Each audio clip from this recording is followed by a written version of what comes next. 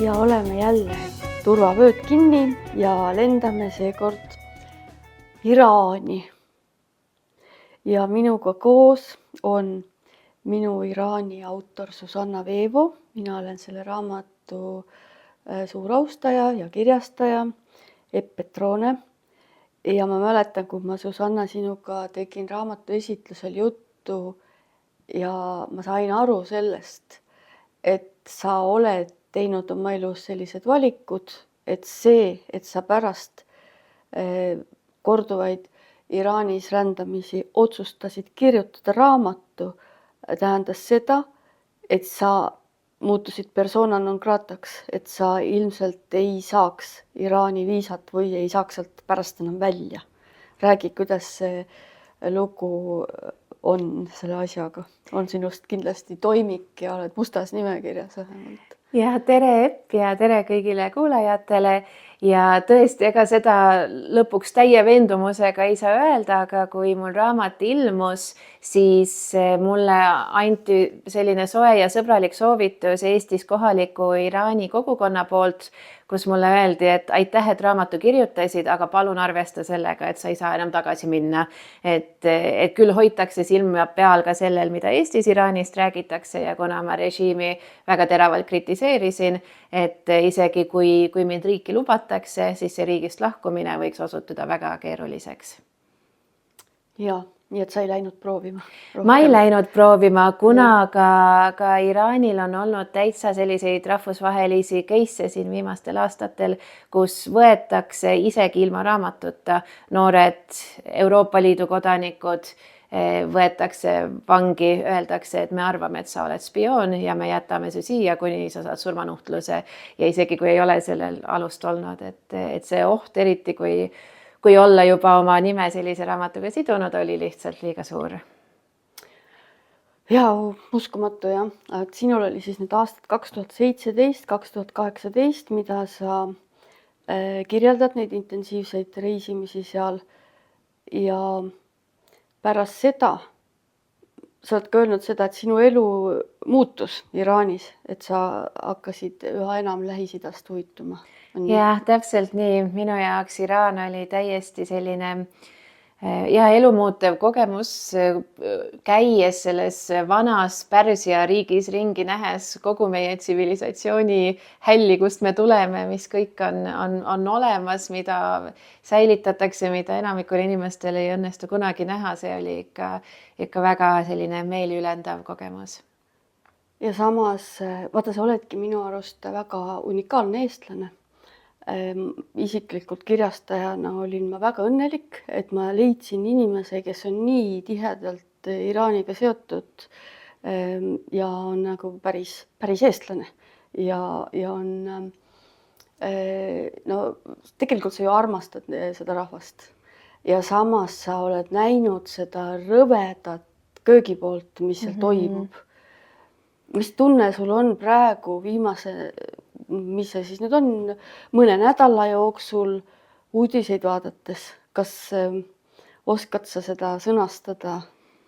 Täiesti õudne loomulikult on vaadata esiteks üleüldiselt seda, kuidas ühte riiki pommitatakse, kuidas inimesed kannatavad, aga teisest küljest see praegu käiv konflikt on nii keeruline selle osas, et ta on omadega ka vähemalt midagi head kaasa toonud ja selleks oli ajatolla hukkamine, kui niimoodi tohib öelda.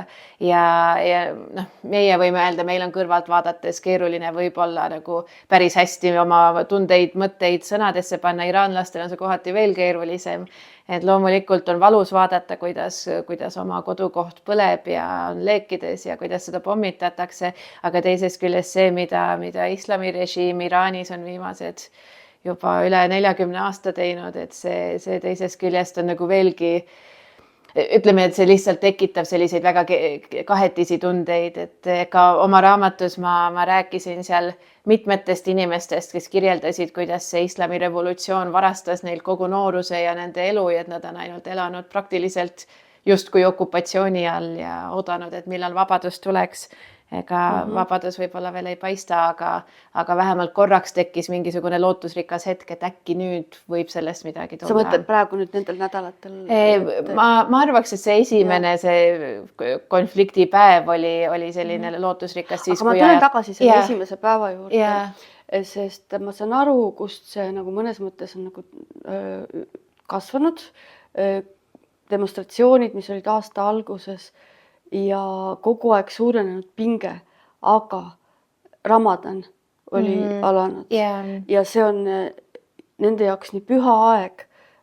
Kas sa arvad, et no ega ma arvan, et sina ei ole nii kõva spioon nagu võib-olla mõned Iraanis arvaksid, aga et sa võid ikkagi hüpoteese pakkuda, et kas oli juhus, et just Ramadani ajal otsustati seda rünnakut ette võtta või see oli teadlikult sellise nagu õrnema koha ärakasutamine just nagu topeltsolvang?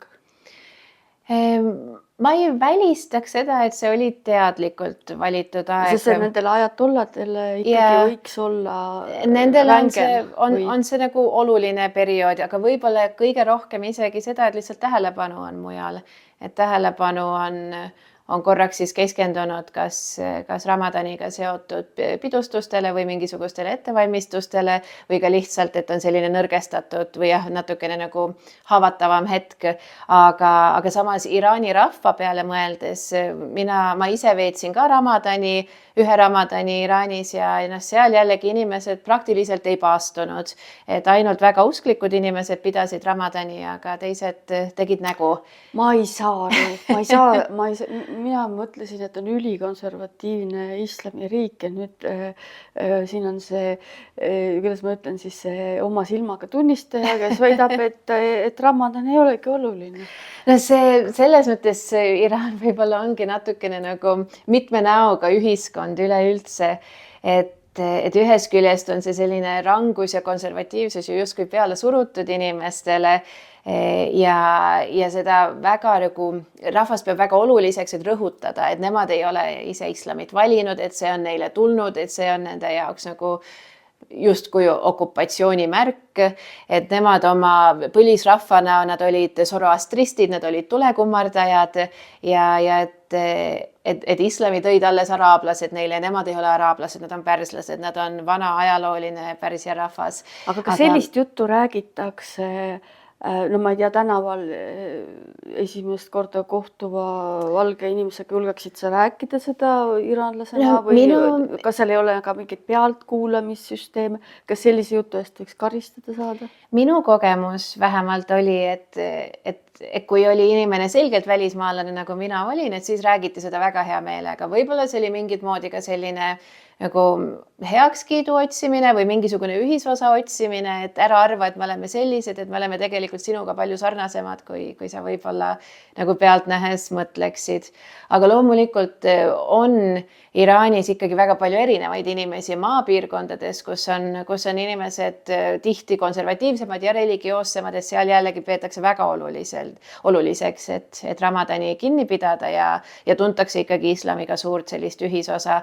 Aga suured linnad, noored inimesed, haritud inimesed, keelt rääkivad inimesed, teisi keeli rääkivad inimesed, et nemad tihti on natukene nagu paindlikumad oma tõekspidamistes. Kas seal oli tunda sellist hirmu, et ma mõtlen ikkagi selline tänapäeval tehnoloogia areng, minu ettekujutust pidi, võid ka ümber lükata, ikkagi seda ajatollade režiimi ka toetab, et kas seal on nagu, ma ei tea, võimalik droonidega kuidagi jälgida, kas oli ju see, et nad ei tohtinud koguneda ja muusika, tants keelatud, aga kuidas sa kontrollid, et kusagil keegi ei koguneks? On seal need droonid ka kuidagi seal vähemalt toona oli kõige efektiivsem seal hoopis selline naabrisilm või naabrivalve, mis kontrollis, et inimesed ei koguneks. Ja kuna neil on täiesti eraldi üksus moraalipolitsei, kes käibki vaatamas selliseid asju, et et mees ja naine. Moraalipolitsei, see tuletab meelde George Orwell Jah, eks 1984, ole. moraalipolitsei. Moraalipolitsei ja Aga kas moraalipolitsei ka sind vahel kontrollis või? Nemad mind ei kontrollinud, aga mind kontrollis selline naabrisilm, et ikka öeldi mu kaaslasele, kui kuskil koos jalutasime, et ütle tüdrukule, et tõmbaks omal salli pähe ja et vaataks ikka, kuidas ta välja näeb, et seda jah, tuldi küll ütlema, aga mitte minule näkku. Ja jällegi naisterahvad selliseid kommentaare ei teinud, et need olid ikkagi siis mehed, kellel vilku riivas ilmselt. Aga moraalipolitsei jällegi kohalike vastu on väga karm ja nemad on need, kellega on olnud ikkagi nagu tõsiseid vägivaldseid juhtumeid ja kes inimesi tänavalt niimoodi kinni püüavad ja vangistusse viivad. Ja sinul oli ju kogu aeg rätt peas? Ja juuksed ei tohi, juuksesalgukenegi ei tohi paista. No mitte nende päris reeglite järgi, jah, moraalipolitsei ei taha seda näha, et nemad võivad selle peale teha kas ettekirjutuse või siis isegi kinni võtta. Aga reaalses elus jällegi inimesed näevad teistsugused välja ja tulles tagasi su küsimuse juurde, et kas inimesed siis kogunevad või kus nad siis kogunevad, kuidas neid ei nähta, et neil on lihtsalt mingisugused kohad, mis on raskemini ligipääsetavad, et tehakse kõrbetes kohtumisi ja pidusid. Iraani kõrbereivid on lausa selline nagu tuntud kontseptsioon, et inimesed käivadki kõrbereividel, saadakse üksteise juures kokku, ollakse siseruumides, et siis kellegi võõra pilk ei ulatu sinna kardinate taha ja kohtutakse. Minu kogemus oli ka, et sildade all, kui on põuaaeg ja põud on Iraanis viimasel ajal väga selline terav teema, et siis kuna jõed on ära kuivanud, siis minnakse silla alla, kus on natukene rohkem privaatsust ja seal saab isegi laulda, kui eriti hästi läheb. Jaa. Aga kus sa tead, mis praegu toimub? Kuivõrd sa üldse tead, sest ma mõtlen ka, enne jäi silma kõrva see, et 2017-18 on ju, siis ei olnud võib-olla neid droone nii palju, aga tegelikult me oleme tohutult kiiresti areneva tehnoloogiaga ja see võib-olla on nüüd palju rohkem kontrollitav. Ja samas on see, et ma tean, et sa tead neid asju nii palju kui võimalik, kui sinu töökohustus, et sa Eesti riigi jaoks monitoorid nii palju kui võimalik seda Lähis-Ida meediat. Aga mida sealt üldse välja lastakse, et kust see info tuleb, kui see on kõik seal nii kontrollitav? See on väga hea ja väga selline keeruline küsimus tegelikult. Seda tõesti üritatakse väga pingsalt kontrollida, missugust infot üldse välja liigub.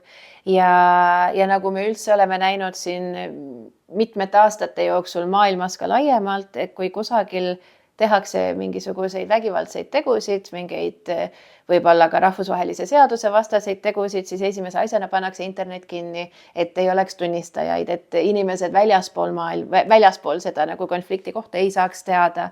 Ja Iraani režiim on teinud seda sama, et siis kui siin 26. aasta alguses nüüd olid need suured meeleavaldused ja kui tapeti tuhandeid inimesi tänavatel Iraani režiimi poolt, siis samamoodi see refleks on panna internet kinni, teha oma teod pimeduses, nii et rahvusvaheline kogukond ei saa reageerida, kuna nad ei tea veel, mis juhtub. Ja siis, kui oleme lõpetanud, siis on juba hilja, et siis enam neid inimesi ju tagasi ei too.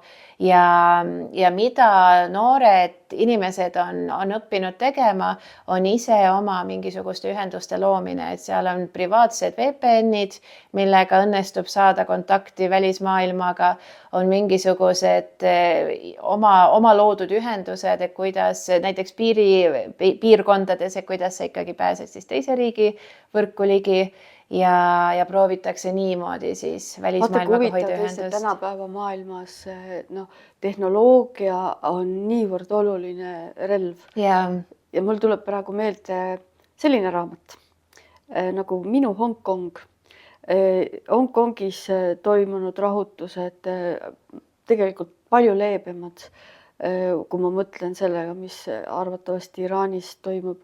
Siiski seesama mudel ja see meie autor Teele Rebane muutus ka selliseks nagu populaarseks sisuloojaks, kes võttis oma eluga riske ja oli põhimõtteliselt rindereporter ja nüüd töötab rahvusvahelises uudiste kanalis teleajakirjanikuna.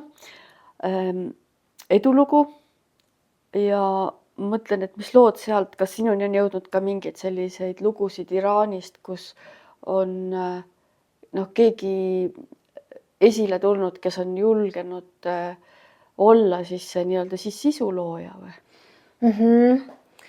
Ma ütleksin, et praegusel ajal iraanlased on ikkagi üsna aktiivsed sotsiaalmeedias ja aga see on suur risk. See on loomulikult väga suur risk, aga mulle küll tundub, et nad on mingisuguse riskitaseme lihtsalt ületanud praeguseks, et kus see mingisugune individuaalne hirm või see risk, mida mina võtan oma eluga, ei ole nii oluline või see ei mängi nii suurt rolli minu jaoks, kui see risk, mida me võtame ühiskonnana, kui me midagi ette ei võta. Eriti, mis puudutas siin nüüd nii selle aasta alguses toimunud meeleavaldusi, kui siis ka varasematel aastatel neid suuri naiste proteste, naiste meeleavaldusi, mis olid siin 23. aasta, 24. aastal, mis puudutasid otseselt siis naiste õigusi Iraanis, et kus inimesed on valmis surema selle nimel, et välismaailm kuuleks sellest, mis meil siin toimub, et nad saaksid teada, et kui mind otse-eetris, ma ei tea, Instagram laivis ära tapetakse, et siis äkki see muudab midagi, et ma olen valmis sellega riskima. Ja see selline võib-olla nagu kogukondlikkus, mida tuntakse ja nagu vastutus oma riigi püsimise ees ja oma riigi kursi muutmise ees on lihtsalt nii tohutult suur, et jah, sotsiaalmeedias on väga palju inimesi, kes aktiivselt kajastavad seda, mis Iraanis toimub ka praegusel ajal. Aga praegusel ajal võib-olla on natukene rohkem selliseid erinevaid hääli, et kus need arvamused lähevad lihtsalt rohkem lahku. Aga ma ütlen veel kord, et kui keegi soovib eesti keeles sellist psühholoogiat nagu lugeda, et kuidas tavalisest täiesti keskmisest väärtushinnangud pigem egoistlikud noorest inimesest kriisi hetkel saab see ennast ohverdavaks, kes hakkab mõtlema niimoodi, et ma ei ole ise nii tähtis, ma tahan aidata teisi, siis see minu Hongkong tegelikult teeb seda meie sama Eesti tüdrukuga. Ja need kriisiolukorrad toovad inimeses välja midagi uut. Ja midagi suuremat kui see iseenda pärast muretsemine. Ja ma arvan, et me otsime pärast selle podcasti kirjeldusse võib-olla ka mõned viited, et keda siis nendest Iraani sisuloojatest tasub jälgida ja kellele tasub pöialt hoida, et nad ikka ellu jääksid. Sa oled käinud Iraanis erinevates olukordades, erinevates kooslustes, ütleme niimoodi, et sa oled käinud oma meessoost elukaaslasega, siis sa oled käinud koos sõbrannaga, 2 naisterahvast ja sa oled käinud ka täiesti üksi. Kas see oli väga erinev see, kuidas moodi sinusse siis suhtuti, kui sa käisid nendes erinevates kooslustes? Jah, just nimelt. Mul on jällegi tagantjärgi õudselt hea meel, et mul õnnestus kogeda nii palju ja muuhulgas näha Iraani erinevatest vaatenurkadest just vastavalt sellele, et kuidas ma parasjagu seal olin ja kellega koos, sest minu jaoks avanes ikkagi 2 täiesti erinevat maailma, siis kui ma olin koos meessoost kaaslasega ja siis kui ma olin kas üksinda või sõbrannadega. Et sellel viimasel 2 võib-olla nii suurt vahet isegi ei ole, et kas üksik naine või sõbrannadega naine igal juhul oli selline ilma meesteta kooslus.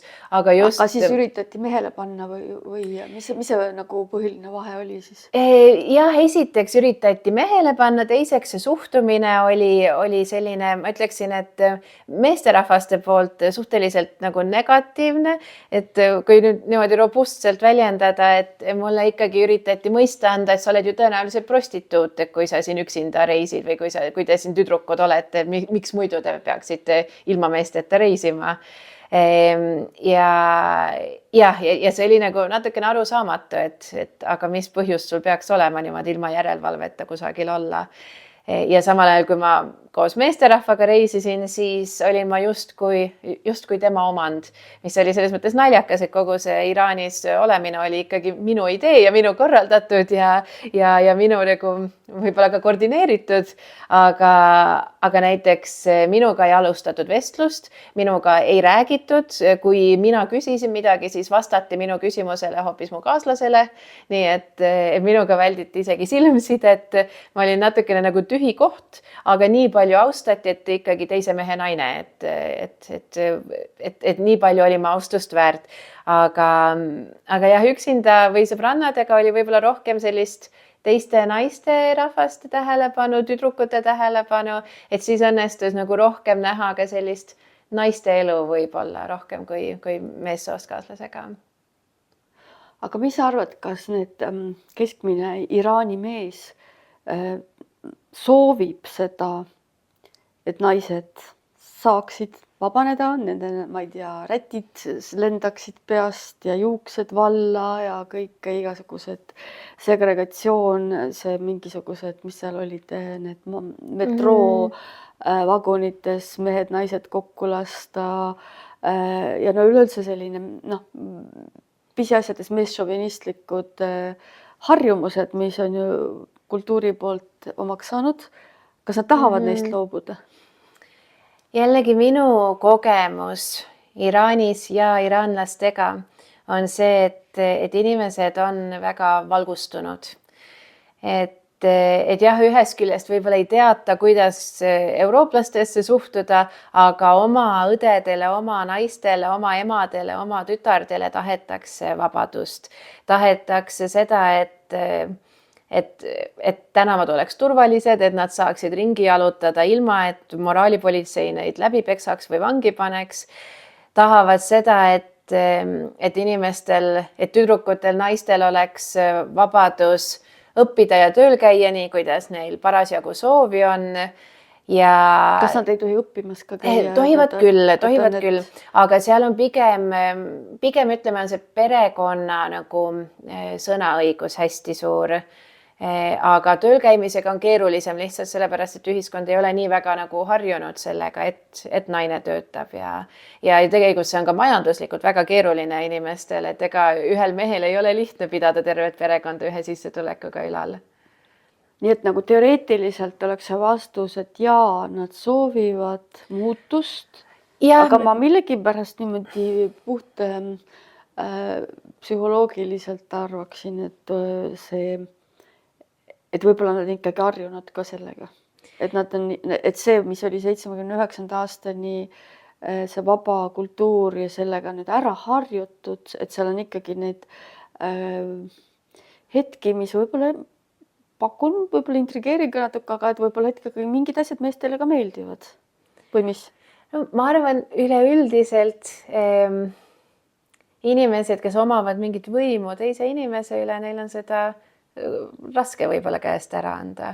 Et üleüldiselt mehed, kes on harjunud sellega, et neil on sõnaõigus oma naissoost pereliikmete üle, et see on võib-olla midagi, mida nad tahaksid alles hoida, et näiteks riigi poolt läheksid mingisugused piirangud vabamaks, aga et siis saavad perekonnad ise otsustada, kas juukseid peab katma ja kas koolis tohib käia ja muud sellised küsimused. Et ma selles mõttes mina praegu spekuleerin, et jällegi, kuna minu kokkupuude peamiselt oli noorte valgustunud inimestega, kes olid koolis käinud, kes olid erinevaid keeli õppinud. Nii mehed kui naised. Nii mehed kui naised, ja nende puhul ma nägin küll täiesti ainiti, et mehed võitlesid naiste vabaduste nimel sama palju kui naised ise.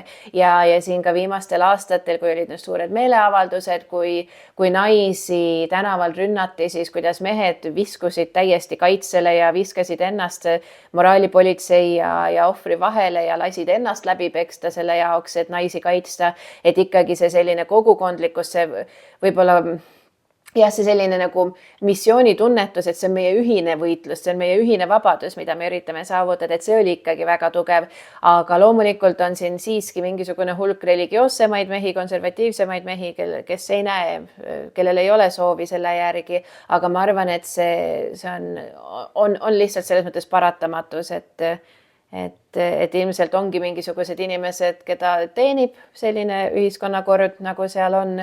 aga see nagu valjem hääl, see selline prevalveeriv hääl on ikkagi see, et andke meile ja meie naistele, andke meile vabadust. ja võib-olla on ka niimoodi, et see tulemus saabki olema mitte see, et ega tavaliselt kipub küll pendel minema teise otsa, kui on muutus, aga võib-olla ongi selline mõõdukas muutus võimalik, et tuleb mõnevõrra vabadust ja mõnevõrra jääb seda šovinismi. Ma ei kujuta ette, mismoodi saab see kõik laheneda, aga kuidas selline mõte tundub, et võib-olla seal ei ole vaja suurt nagu liberaalset revolutsiooni, vaid seda mõõdukat revolutsiooni, kui selline sõnapaar üldse võimalik saab olla.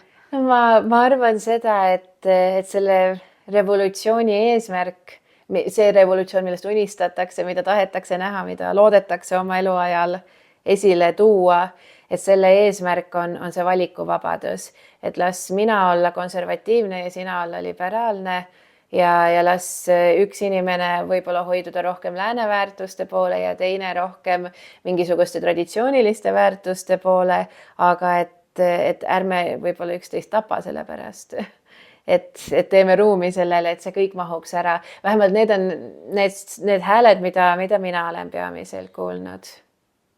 Kas moraalipolitseinikuks kuidagi kandideeritakse läbi konkursside, võiks sa sellest saada aru, kuidas selleks üldse saadakse? Ma kahjuks ei oska selle nagu protsessi kohta nii täpselt öelda. Ja kas nad on äratuntavad, et kes nagu liiguvad siis tänavatel, kas nad on riietatud nagu... Kuidas nad on riietatud?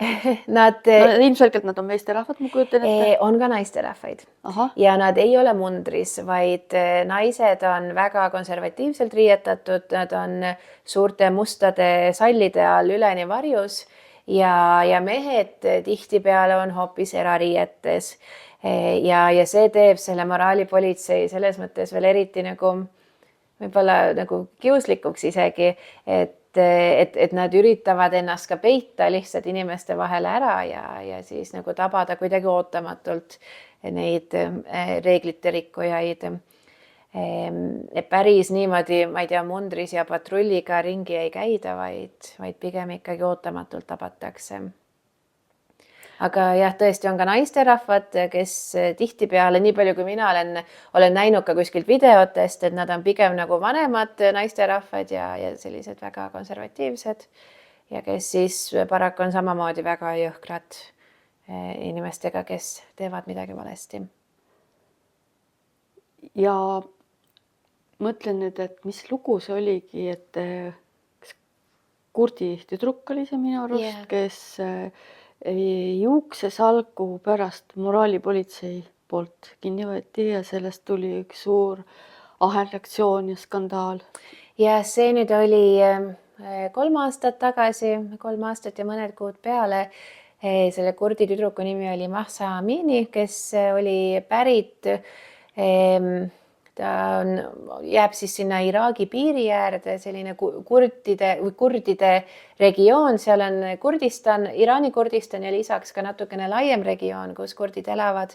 Et tema oli sealtkandis pärit ja tõesti lugu oli selline, et ta vangistati selle eest, et ta ei olnud täitnud siis neid riietuseeskirju, et tal oli, nii vähemalt on see lugu nüüd nagu tänasel päeval teada, et tal oli juuksesalk, mis salli alt paistis, selle eest ta vangistati ja seal vanglas ta suri. Tegu oli noore tüdrukuga ja vanglast öeldi perele, et tal oli terviserike ja suri terviserikkesse. Kas siis surnukeha anti tagasi? Minu teada mitte. No, ja pere ei uskunud sellesse, et oleks terviserike olnud ja see ei olnud ei esimene ega viimane taoline olukord, aga sellest tõesti see oli, nagu sa ütlesid, ta oli selline katalüsaator, et ta lihtsalt käivitas täieliku reaktsiooni, mis tegelikult kestab tänase päevani, kus ühiskonnas kogu see selline viha ja pahameel selle pideva naiste tagakiusu vastu ja moraalipolitsei ja üleüldiselt režiimi jõhkruse ja vägivaldsuse vastu sai nii suureks, et kõigepealt hakati protestima lihtsalt selleks, et tuua õiglust Mahsa Amini nimele, et moraalipolitsei ja ka vanglaametnikud tunnistaksid üles, mis see olukord siis oli, et seda niimoodi vaiba alla ei saaks lükata, sest lisaks kõigele muule, kuna tegu oli ka kurdi rahvusest tüdrukuga, siis Iraani režiim pidas teda nagu enam-vähem mitte millekski, et ega teda keegi ei jäi ikka igatsema. Huvitav, et see üldse niimoodi suureks läks, et see välja lekkis. Et seda on minul raske ette kujutada, et kuidas sellises ühiskonnas info saab suureks minna, aga kui me võtame selle, et tegelikult selles samas ühiskonnas on mobiiltelefonid, just nimelt, siis asjad võivad viraalseks minna. Ja liiguvad väga kiiresti, et ka toona me nägime, kuidas mõne päevaga olid Iraanis erinevates linnades 10 000, kui mitte 100 000 inimesed tänavatel protestimas ja kui kiiresti see jõudis üle maailma erinevate riikide, erinevate linnade tänavatele. Londonis peeti meeleavaldusi, erinevates Euroopa linnades peeti, Ameerikas peeti. Ja kas see nüüd sama juhtumiga on seotud see, kuidas julged Iraani tüdrukud tegid omal selfie, sellise julge ebatavalise selfie, et nad võtsid korraks räti ära, näitasid oma juukseid korraks, panid kohe tagasi ja neid hakati jälitama ja selgasid näidata. See oli, ma ütleks nii, et ta oli osa sellest nagu laiemast vastupanust, et inimesed, kes näiteks kas ei saanud tänavatel protestida või lisaks suurtele protestidele tehti ka lihtsalt seda, et võeti sall peast lihtsalt, et näha seda reaktsiooni, et inimeste tähelepanu jälle tuua sellele, kuidas naisi represseeritakse Iraanis ja siis muuhulgas tehti seda ka sotsiaalmeedias. Aga ka sellel tõesti olid selles mõttes nagu erinevad tagajärjed, et oli see oli happerünnak vist. Jah, et sellega kaasnesid mõndades linnades, näiteks Isfahani linnas olid happerünnakud naiste vastu ja täiesti suvaliselt ka sihitud, et mitte ei otsitud taga konkreetseid tüdrukuid Instagramist, vaid lihtsalt naine tuli vastu, visati hapet näkku selle eest, et ta oli naine ja seda ka täiesti korralikult hidžaabi kandvate naiste puhul. Ja samamoodi oli neid, keda sotsiaalmeedia postituste põhjal pärast üles otsiti ja vangistati, et see selline inimeste nagu võib-olla tagakius ikkagi enda väljenduse eest oli väga karm. Ja see oli, kuni see siis tipnes nende suurte protestideni, mis siin mõned aastad tagasi viidi läbi üle maailma. Aga neid naisi, kes vangistuses ära kaovad, on tegelikult palju rohkem. Et lihtsalt see üks tüdruk muutus sümboliks, aga tegelikult on massiliselt. On massiliselt ja oli enne teda neid massiliselt ja on pärast teda neid veelgi rohkem olnud. Miks see üks tüdruk sai sümboliks? Lihtsalt ilmselt see pinnas parasjagu oli jällegi nii viljakas. Nähti mingisugust lootust, et äkki me suudame selle režiimi ümber lükata. Nähti lootust ka selles, kuidas välismaal reageeriti, et võib-olla koos rahvusvaheliste jõududega saab seda režiimi kukutada. Aga paraku veel mitte. Kui me nüüd võtame selle, mis praeguse 2026. aasta alguses toimus, mis sa ütleksid, kui oluline osa sellest olid nüüd siis need naiste õigused? No, mis üldse, miks inimesed tänavale läksid?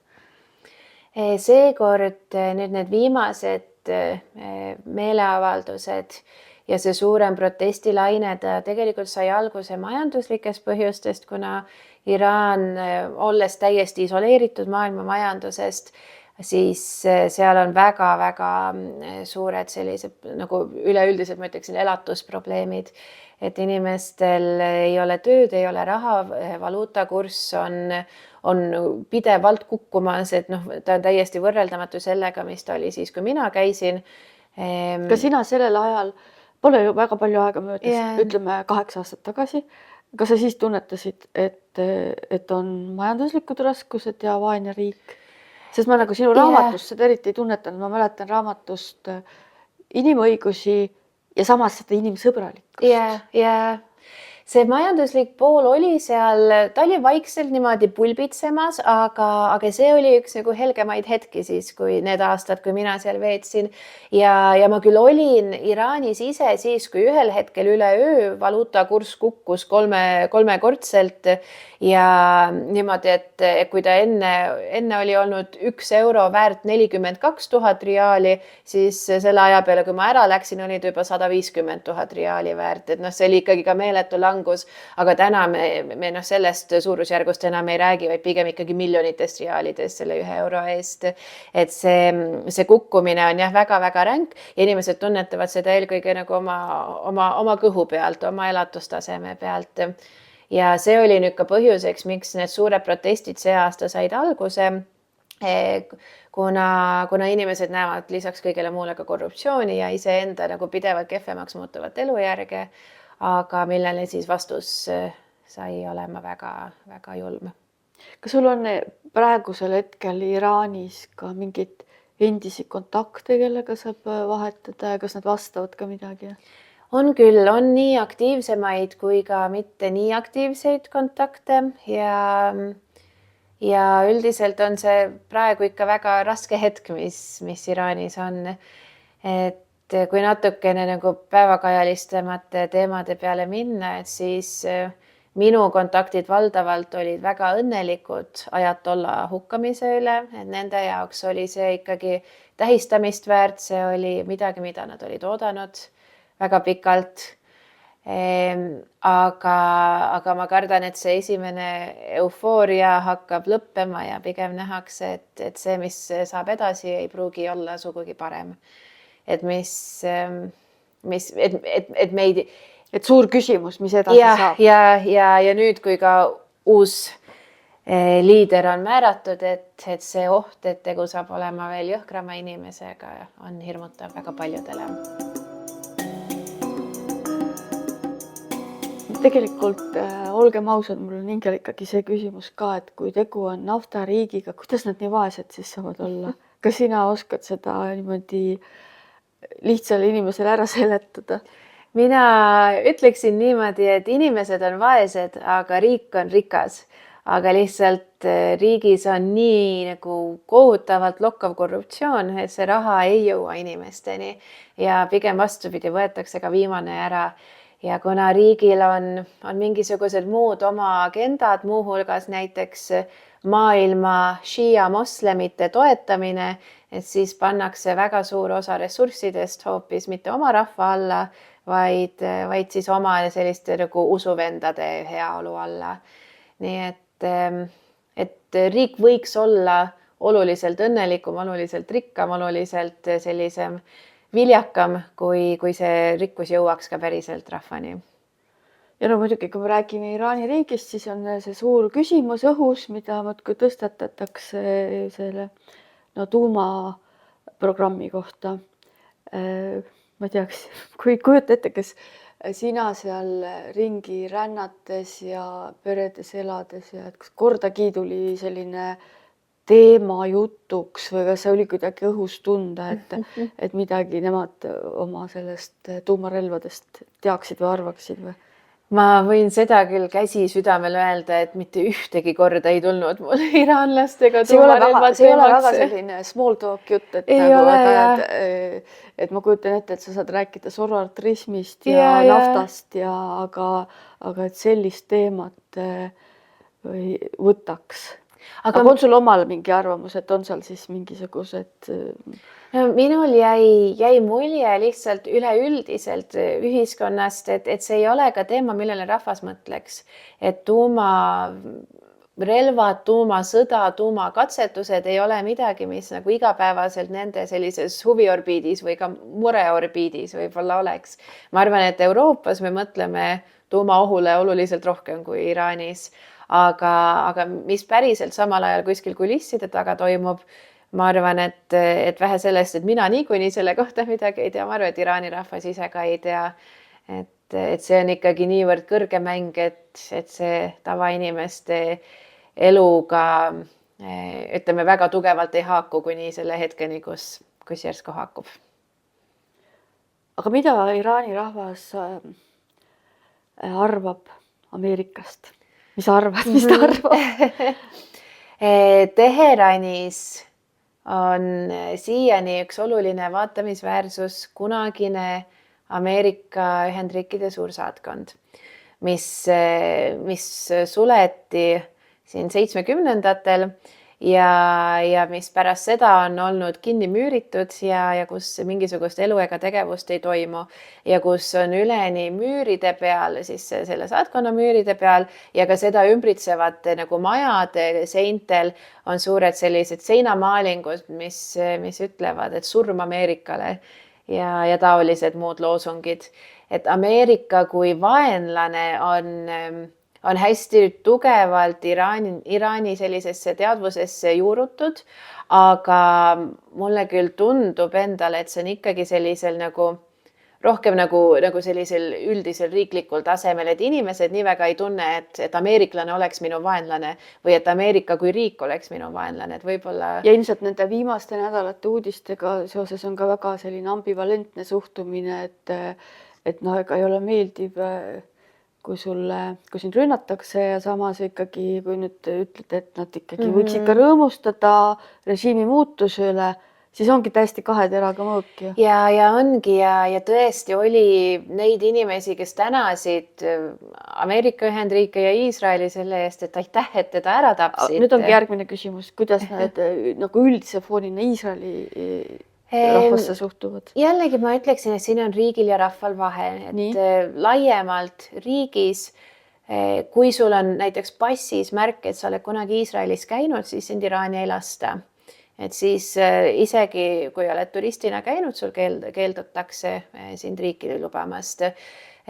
Vastupidi, kui sul on Iraani mingisugused märgid passis, siis Iisrael küll sisse lubab, aga peab tõenäoliselt mitmeid tunde pärast ülekuulamisi. Et see selline vastastikune suhtumine riiklikul tasandil on ikkagi, ma ütleksin, et väga halb. Aga mina ei näinud Iraani rahva seas küll mingisugust üleüldist viha inimeste vastu, et ma vihkan neid, nemad on mu vaenlased, nemad on halvad. Juudid Iisraeli. Ja, et ei Iisraeli rahva vastu, ei ameeriklaste vastu, võib-olla kõige rohkem hoopis oma ümberkaudsete riikide vastu, et pigem selline naabri nagu araablaste. Jah, araablased ühest küljest, aga see on ka sellise ajaloolise põhjusega. Ja. Aga ka afgaanide vastu, natukene ka vähemusrahvuste vastu koha peal, aga see on võib-olla selline üleüldisem ühiskondlik mingisugune selline võimuvõitlus, et kes on olulisem rahvas, kes on vähem oluline rahvas. See oli minu jaoks huvitav, mis sa enne ütlesid, et nad väga oluliselt rõhutavad, et nad ei ole araablased. Sest meie jaoks nagu sellised pealiskaudsed eurooplased või mina isiklikult mitte, ütleme natuke rohkem tean, aga ma arvan, väga paljud eurooplased ütlevad, et kõik ühed moslemid. Kõik ühed moslemid, jah, täpselt.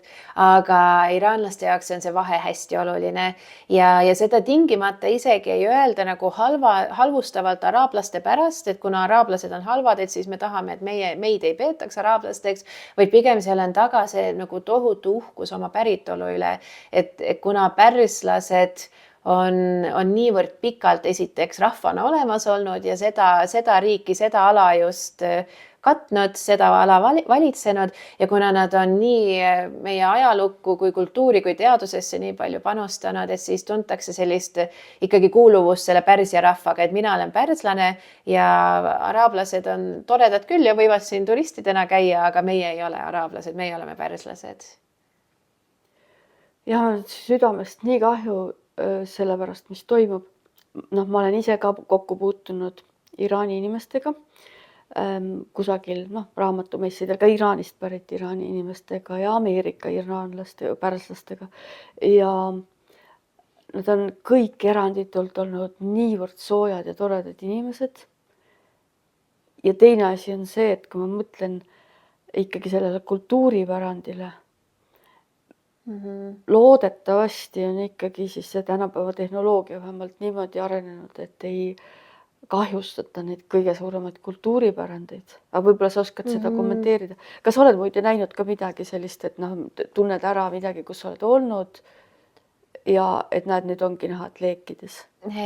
Ja päris niimoodi videos pildi pealt ma ei ole näinud, aga on tulnud mingisugused reportaažid, et mõned nendest paikadest, mida mina omal ajal Iraanis külastasin, on saanud nüüd nendest pommitabamustest pihta.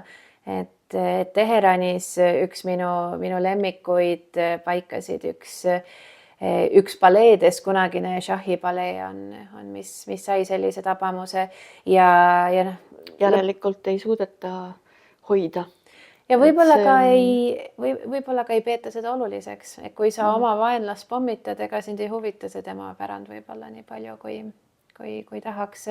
Aga ma ise väga loodan, et vähemalt need sellised tõeliselt ajaloolised pärandid, mis on seal mitme tuhande aasta vanused, et need õnneks on tihti sellisel tühermaal, et äkki neid ikkagi saab säilitada ja et ühel hetkel tekib jällegi võimalus ka teistel inimestel Iraani külastada, kui on rahulik, kui on ilus, kui inimesed saavad rõõmustada külaliste üle, sest mina ei ole ka kusagil näinud sellist külalislahkust, sellist osavõtlikkust, sellist lihtsalt, ma ütleksin niimoodi piibellikult ligimese armastust, sellist puhast armastust teise inimese vastu, kui ma Iraanis nägin. Seda, kui väga nad lihtsalt tundsid rõõmu külalistest, kui väga nad tundsid rõõmu üksteisega aja veetmisest, kas või Google Translate'i läbi rääkimisest, kui ühtegi ühiskeelt ei olnud. See oli ikka täiesti unustamatu kogemus ja väga loodan, et see ei kao koos nende muude asjadega Iraanis praegu. Kuidas sa üldse kuulsid sellest rünnakust, et ärkasid hommikul üles ja uskusid, et mis juhtus? No muidugi tegelikult seda juhtus juunikuus eelmisel aastal. Aga siis minule küll tundus, et nüüd on kõik korras, et läks hästi. Ja et nüüd on kiirelt see jama möödas ja elu läheb edasi. Aga sina muidugi oled paremini kursis ja monitoorid neid asju ja nägid, et pingega tõuseb, on ju. Aga ma ei tea, mina küll arvasin, et ei lähe jamaks. No mina natukene ikkagi murelikult olin siin nädalaid neid uudiseid jälginud, et kui oli näha, et Ameerika laevad liiguvad, et mingisuguseid väeosasid paigutatakse sinna Pärsia lahe ümber, et siis lootus oli, et äkki see on heidutus, et äkki see on lihtsalt selline hirmutamine, et ärge midagi rumalat tehke, sest me reageeriksime kohe. Aga jah, eks selles mõttes tuleb võtta lõpuks seda infot vastu nii nagu. Kas sa nende, kes sul olid need sõbrad, tuttavad, kontaktid, nendega olid ka sellel ajal nagu kontaktis, kui see pinge nagu kasvama hakkas? Ei, selle pinge kasvamise ajal ei olnud, et jah, nüüd olen olnud, kui siin päriselt. Kas nemad toetavad seda, et Iraan vastu ründab selliste tavainimestena? Ei, nad ei toeta seda, et nemad näevad, et Iraan peaks andma alla ja tegema ruumi uue režiimi jaoks. Et on ka neid, kellel on väga suur usk, muuhulgas Ameerika Ühendriikidesse, kes usuvad, et tuuaksegi prints valgel hobusel demokraatlik liider, kes tuleb ja teeb kõik heaks. Ja võib-olla inimlikult saan aru sellest lootusest, ma küll pean seda naiivseks ja see niimoodi ei lähe. Aga me eriti palju ei olegi sellest ja motivatsioonidest rääkinud, et väga raske on tegelikult aru saada, et mis maailmas toimub. Mina iseseisva sõltumatu inimesena loen siit ja loen sealt, vaatan kõik vandenõuteooriad üle ja ole kursis, et öeldakse ka seda, et tegelikult ka see 79. aasta režiimi muutus oli lääneriikide tekitatud. On see nii sinu arust? No seal olid teatavad lääne huvid kindlasti mängus, et kuidas see võimalikuks tehti ja miks kuninga Shahi režiim kukutati. Aga ma kardan, et me oleme nüüd näinud, et see selles mõttes maksis kätte, et see riigipööre ja kuninga režiimi kukutamine tõi meid kohta, kus me oleme täna, kus kuninga poeg unistab sellest, et saaks tagasi tulla ja kuningaks hakata. Ja kellel on terve nagu arvestatav toetajaskond, kes loodavad seda sama. Ja et võib-olla oleks parem mitte surkida, aga samas et ongi, et ei saagi aru, mida siis oleks õige teha ja tegelikult on küsimus mitte selles, mida on õige teha, vaid miks nad seda teevad ja loomulikult ei pea eriti palju seal surkima, sa kohe näed seda, kõik ütlevad ju seda, et seda tehakse sellepärast, et see on naftariik ja et ei ole siin mingit inimõigustega tegemist, vaid tahetakse kontrolli naftariigi üle. Mis sellest arvad?